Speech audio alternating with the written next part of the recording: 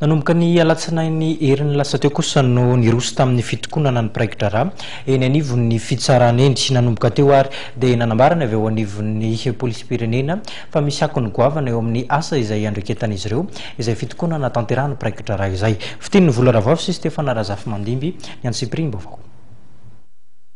Misy akony amin'ny asan'ny polisy ny fitokonana izay tanterahan'ny praikitra rà eny amin'ny fitsarana araka ny nambarany taleha jeneralin'ny polisy. Tato anatin'ny herinandro vitsivitsy nisian'ny fitokonana araka ny fanazavana dia tsy niraisin'ny fitsarana ireo olona izay voasambotry ny polisy ary misy ny fepetra izay tsy maintsy niraisiny teo anivon'ny polisy-pirenena. Olana le izy satria any amin'ny fitsarana zany ny faran'le procédure judiciaire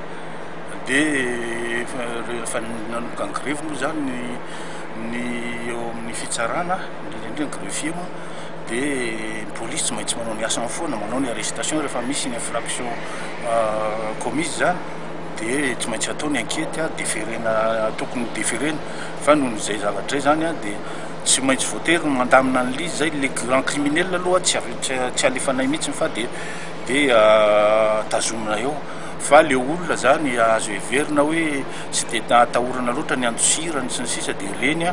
mpanaovina taratasy dia rehefa mena ny coordonnées sisa dia atsona zany rehefa ohatra ka misy ny ilana azy. Notsim-pihany teo anivon'ny polisy ihany koa fa tsy araka izy ireo fa mavesatra ho amin'ny polisy ny miantoka ny fitazomana ireo olon-dratsy ary manay ny hahafen'ny violon ny polisy. Efa betsaka ny naverina, efa depuis an'izay dia efa misy betsaka ny naverina zany efa vita enquête aloha zany fa noho izay anton'izay dia tsy afaka mitazona anjaro zay